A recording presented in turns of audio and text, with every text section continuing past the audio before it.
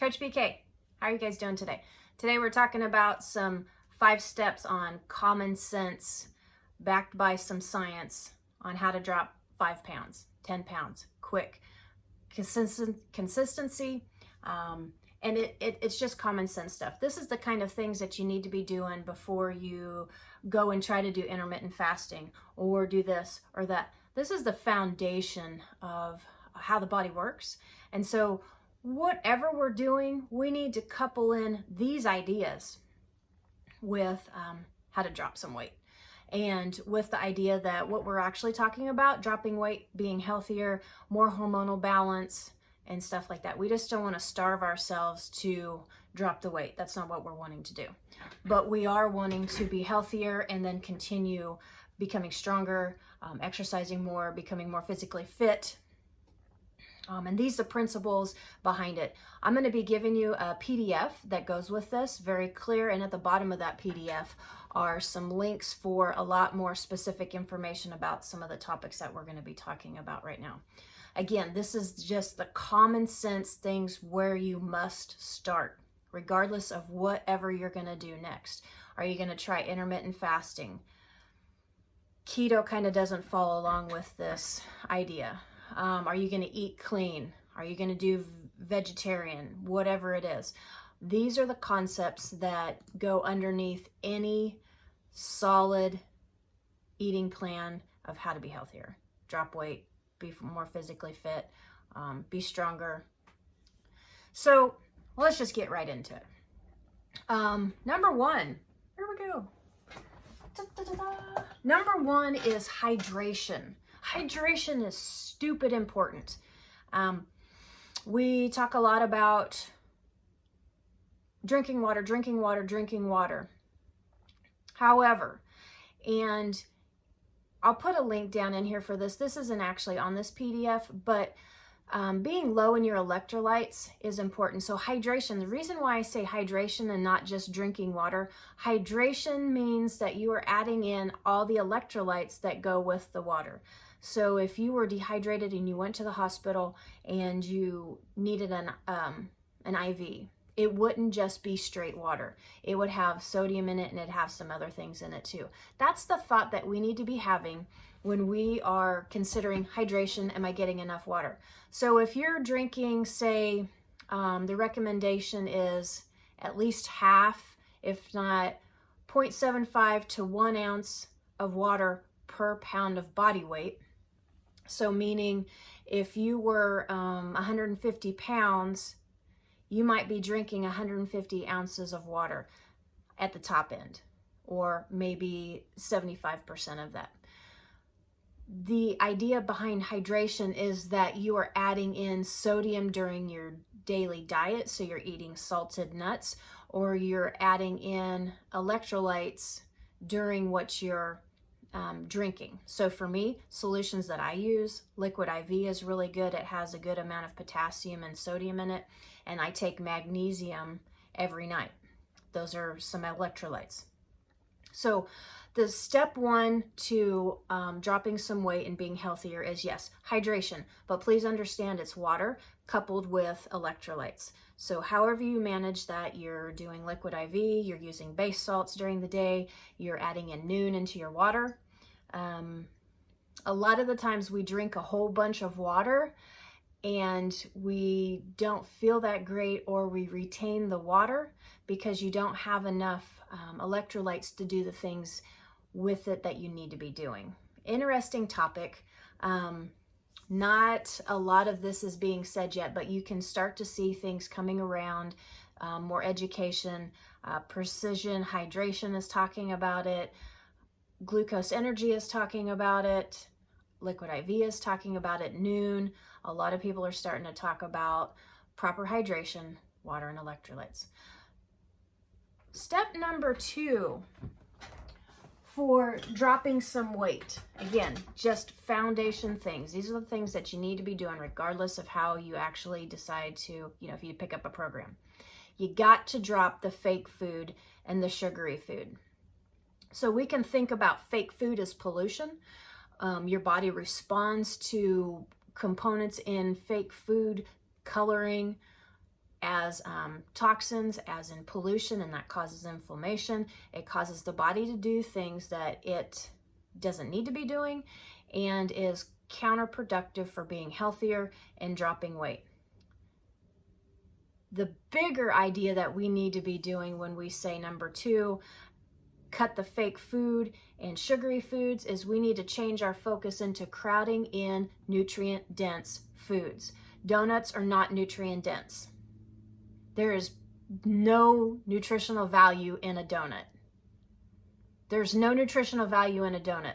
There's probably very minimal, if not any, nutritional value in French fries. We have to focus on putting in nutrition, nutrient-dense foods. That is not fake foods, and it's borderline, probably not foods with a lot of things added into it. So like some protein powders, they have to be high quality in order for them to be nutrient dense. A lot of the times all that stuff just crammed together in the body responds to it in an inflammatory way instead of, oh, that's real food, cool.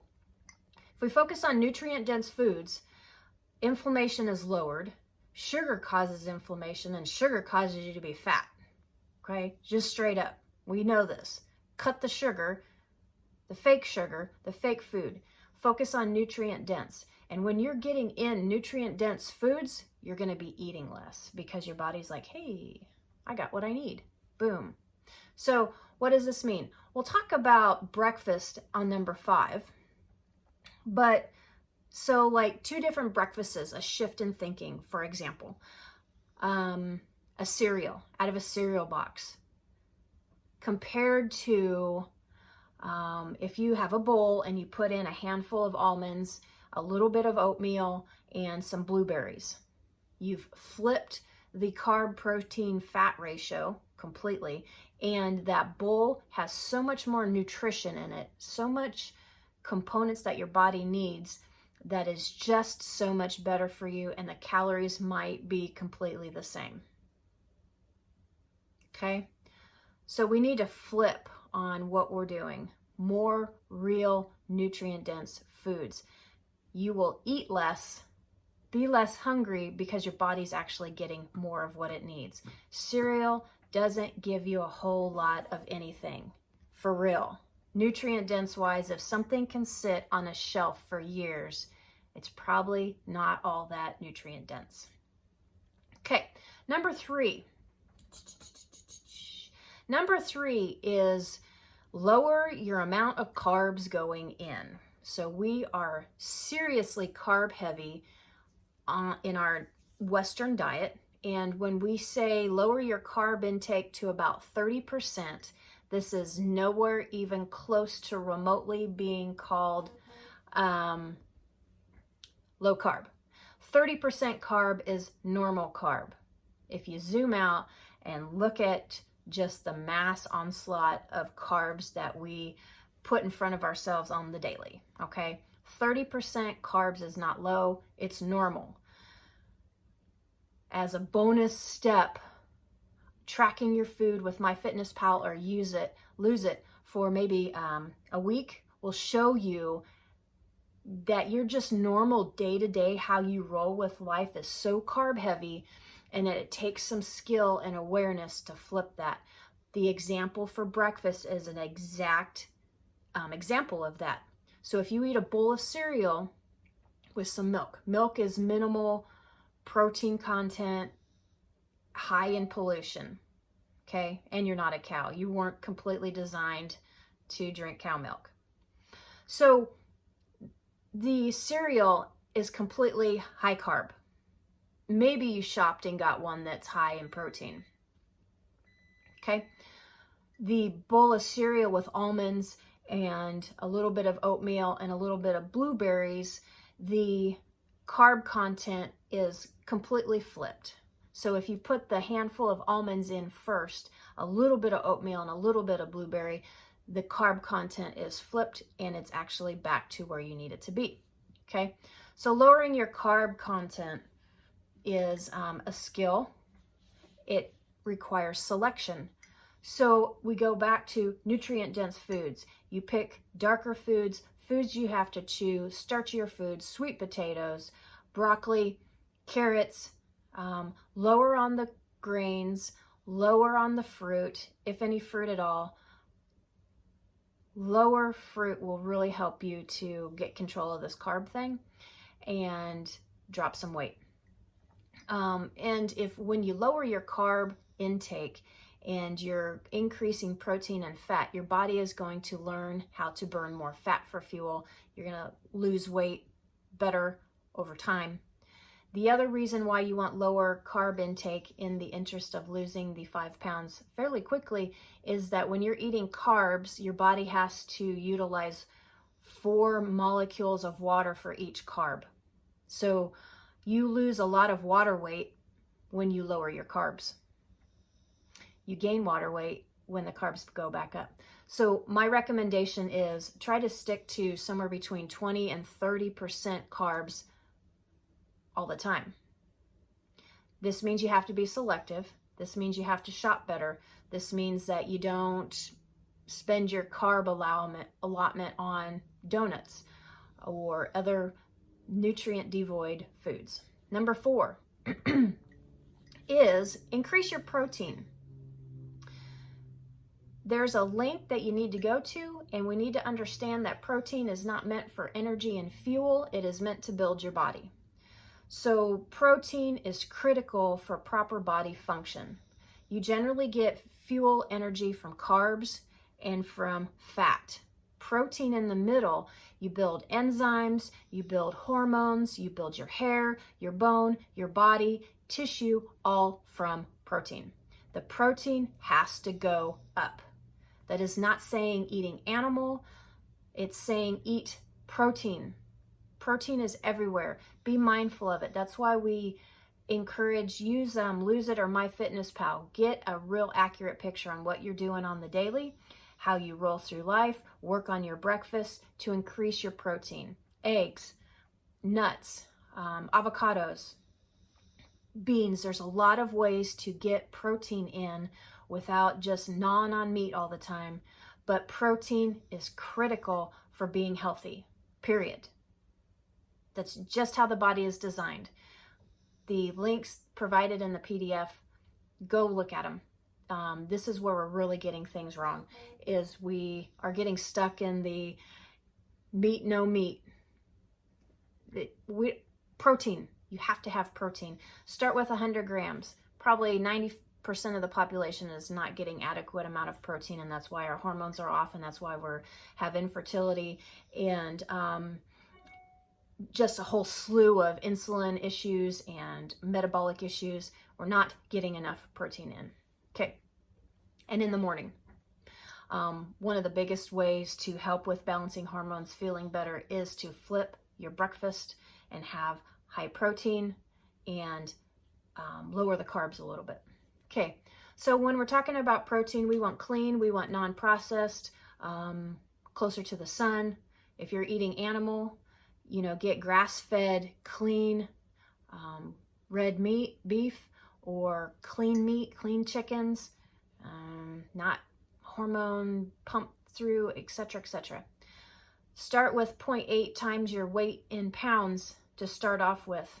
That's a little bit lower. That's like just to keep you alive if you're, a triathlete, an Ironman. If you're sick, if you're pregnant, you need more, but start with 0.8, or you can start with the idea of 100 grams of protein, and that would be a good starting off point on how to learn the skill of getting enough protein to support the body. Drop the weight.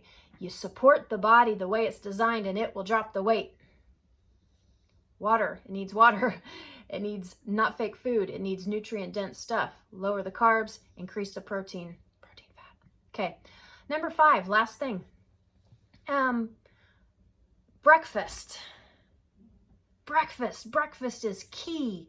And a lot of times we are so off on our breakfast because we're eating like jerk faces at night, or our hormones are completely upside down, or we're busy and our stress response has already kicked in the morning, and so our appetite is lower.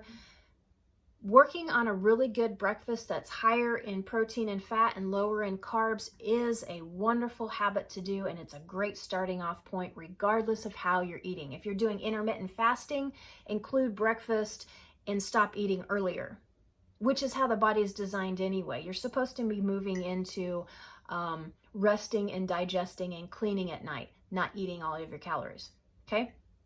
So breakfast, focus on protein, fat, like those nuts in that bowl, your eggs, scrambled eggs with bacon or sausage, or, you know, other beans and, you know, maybe some sort of kind of like beans and some tomatoes in a lower carb wrap or something like that. The bowl idea, we can use our hands, and if you put into that bowl a handful of almonds into that bowl, that is a lot of protein and fat, a lot of calories, and then just sprinkle in and fill in the bowl with a little bit of oatmeal and a little bit of blueberries, and see how just with your hands you have automatically flipped the carb protein fat ratios from what we generally do to what's healthy and to help us lose pounds quick. That breakfast idea is by far one of the biggest ways to help your body through the day. So it has a great start to the day, and then you're not, you know, having all the cups of coffee all through the morning, which is counterproductive for dropping those 5 pounds. So that's 5 ways of getting at dropping 5 pounds quick. Okay, hydration, which means H2O and electrolytes. Magnesium, stupid important. If you're not taking magnesium, you need to go look at the link. I'll add it into the PDF. Drop the fake food, add in nutrient dense. For real, nutrient dense foods fuel the body. Lower your carbs to about 30%, which is a normal percentage. Increase your protein intake. Start at 100 grams. Easy. Track it for a while. See what you're actually doing. Use the numbers to see what the real picture is and how your consistency is. Okay? Number 5, work on a great breakfast. Higher in fat and protein in the morning, lower on carbs, good nutrient-dense foods. Let me know if you have any questions. There'll be a link below. Free health assessment if you're interested on the website. Hope this helps. Have a great day.